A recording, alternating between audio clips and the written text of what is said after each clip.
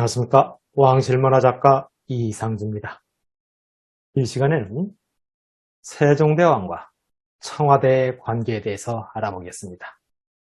세종대왕이 청와대를 왕실 비밀 후원으로 사용했는가? 세종대왕이 청와대를 비밀 군사훈련장으로 사용했는가? 세종대왕이 청와대 지역을 농장으로 활용했는가? 등등의 세종대왕과 청와대의 인연에 대해서 알아보겠습니다. 청와대는 대통령이 머물고 정치를 해온 곳입니다. 그러나 5월 10일부터는 청와대의 정치는 역사 속으로 사라지게 됩니다. 청와대는 조선시대는 경복궁의 영역이었습니다. 자, 이쯤에서 궁금증이 듭니다. 조선의 왕은 청와대를 어떻게 활용했을까? 성군 세종대왕은 청와대와 어떤 인연이 있었을까? 청와대에 과연 건물을 세웠을까? 만약 건물을 세웠다면 어떤 용도로 썼을까? 등등 성군 세종대왕과 청와대의 인연이 궁금해집니다. 결론을 먼저 말씀드립니다. 조선은 건국 후 한양 도성을 쌓죠. 그런데 도성을 쌓을 때 경복궁과 청와대의 구분이 없었습니다. 처음에는 도성 울타리에 담장을 쌓지 않고 자연 지형 지물을 경계로 삼았습니다. 그 결과 청와대와 경복궁을 구분하는 경계선이 없었죠. 한양 도성의 궁궐의 담장은 태조 7년 1월부터 건축하기 시작합니다. 동서남북 4대문 방향에 출입할 문을 내죠. 경복궁 북쪽의 북문은 세종 15년인 1443년에 그때 담장이 완성되고 문이 그때 세우게 됩니다. 이것이 바로 신무문이라고 이름이 됐습니다.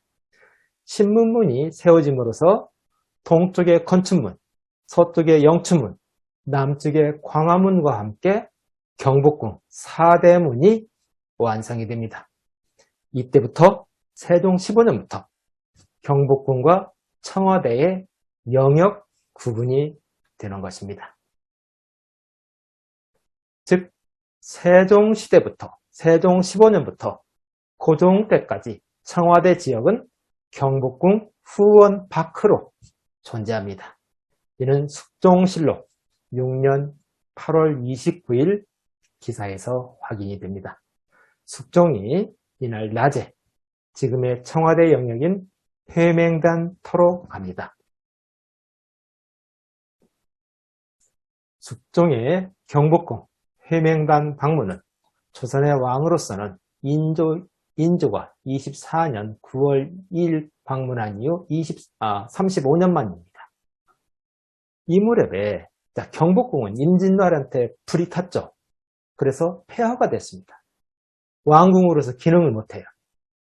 그래서 역대 왕들은 바로 창덕궁에서 임진왜란 이후부터는 창덕궁이 법궁이 됩니다.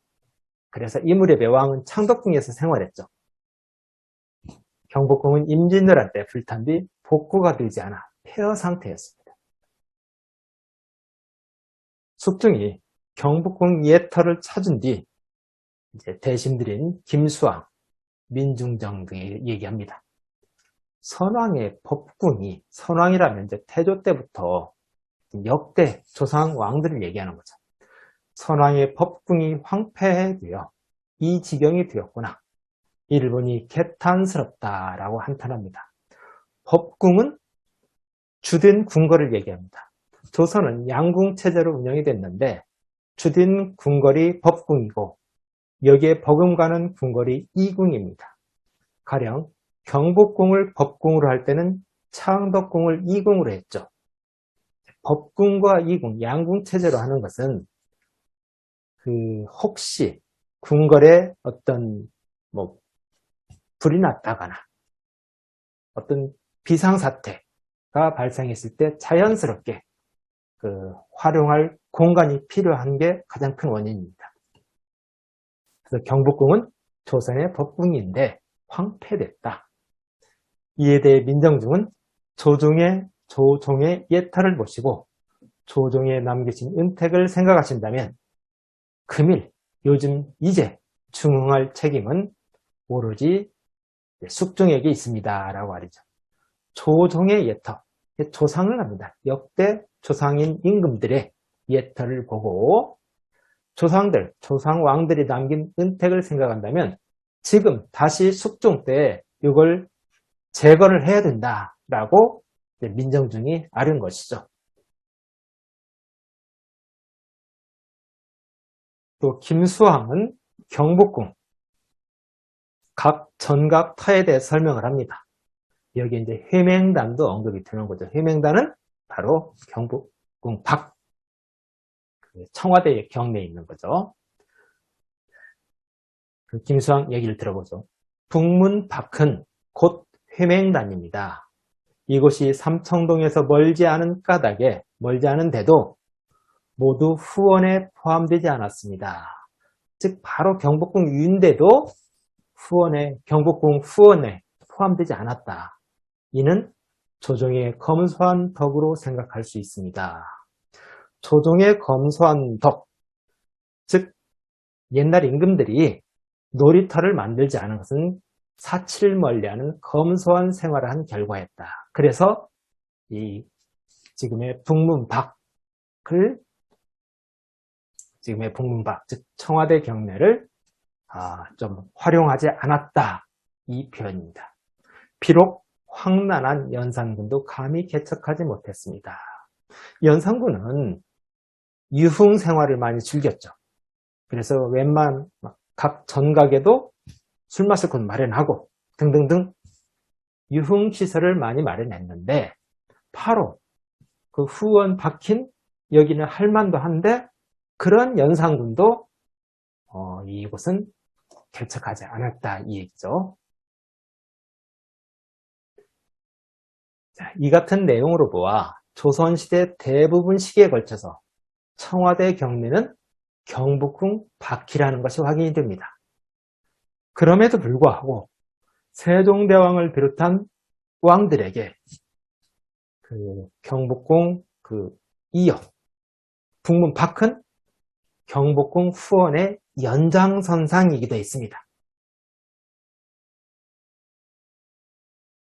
특히 태종과 세조 등 여러 임금들은 회맹단태에서 충성 맹세연을 갖고 있어요. 회맹연은 동물의 피를 나눠 마시면서 임금과 신하가 동물의 피를 나눠 마시면서 절대군주 임금에게 절대 충성을 약속하는 자리인 거죠. 그래서 임금의 입장에서는 대단히 중요한 위치에 중요한 장소입니다.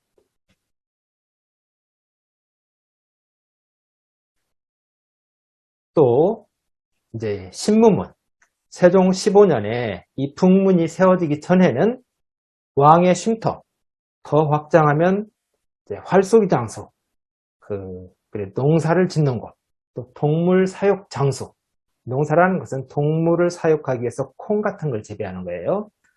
동물 사육 장소로서 경복궁 후원과 구분되지 않고 이용됐습니다. 그런데 이제 신무문이 세워지면서부터 양쪽은 분리가 됐죠. 그리고 신무문은 항상 닫혀 있습니다. 그러나 열릴 때가 있죠.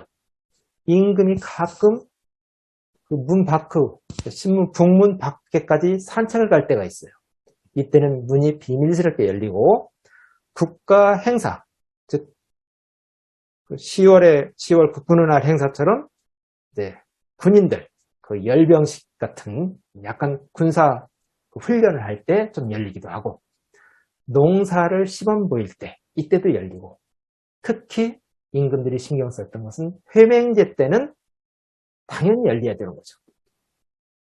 이는 왕들이 경복궁을 법궁으로 사용할 때는 지금의 청와대 지역까지 큰 개념의 후원으로 활용했음을 시사하는 것입니다. 자, 결론을 말씀드리면 세종대왕 15년에 경복궁과 청와대는 다른 영역으로 구분되었습니다. 그 전까지는 영역 구분이 되지 않았고요. 세종이 담장을 치고 풍문인 신무문을 세우면서